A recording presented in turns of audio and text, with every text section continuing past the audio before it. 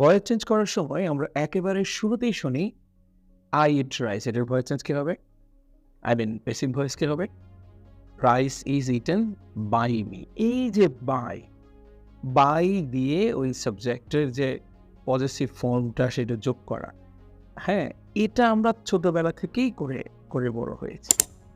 হ্যাঁ, he writes a letter আমরা কিভাবে করেছি? A letter is written by me, by him. তাই না? They play football, football is played by them. তো বাই প্রিপোজিশনটা মোটামুটি সব জায়গায় common, except few particular spaces, কয়েকটা জায়গা বাদে। যেমন একটা, দ্য বোতল কন্টেইনস ওয়াটার।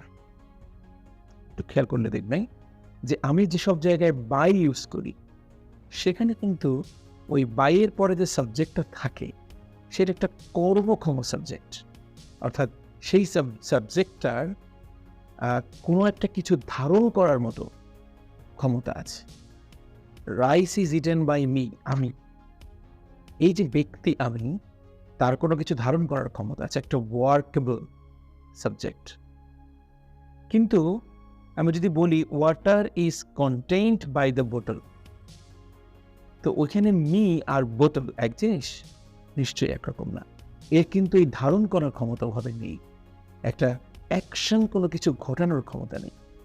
যার ফলে এই জাতীয় সেন্টেন্সে আমরা দেখি যে খুবই সামান্য কিছু সেন্টেন্স, এগুলোতে আমরা দেখি যে বাইটা ব্যবহৃত হয় না। সেন্টেন্স বা তার আগের শব্দ অনুযায়ী ভিন্ন প্রিপোজিশন বসে। যেমন এই সেন্টেন্সে দ্য বোতল কন্টেইনস ওয়াটার, অ্যান্সারটা হবে হ্যাঁ, ওয়াটার প্রথমে নিয়ে আসবো, গুড, ওয়াটার। যেহেতু প্রেজেন্ট ইনডেফিনিট টেন্স, ইজ, কন্টেইনের পাস্ট পার্টিসিপল কি? Contained, right. First past participle হচ্ছে কন্টেইনড, এরপরে হওয়া উচিত ছিল বাই দ্য বোতল, তাই তো? কিন্তু সেটা হচ্ছে না, এটা হয়ে যাবে ইন দ্য বোতল।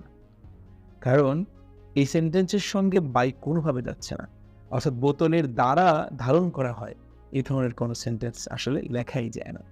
বোতলের মধ্যে এটা কন্টেইন করে, তাই তো? সুতরাং water is contained in the বোতল, বাইয়ের জায়গায় কি হচ্ছে? ইন। ঠিক একইভাবে হিজ সং স্যাটিসফাইড মি, তো মি যদি সাবজেক্ট হয়ে আসে তাহলে কি হবে? আই।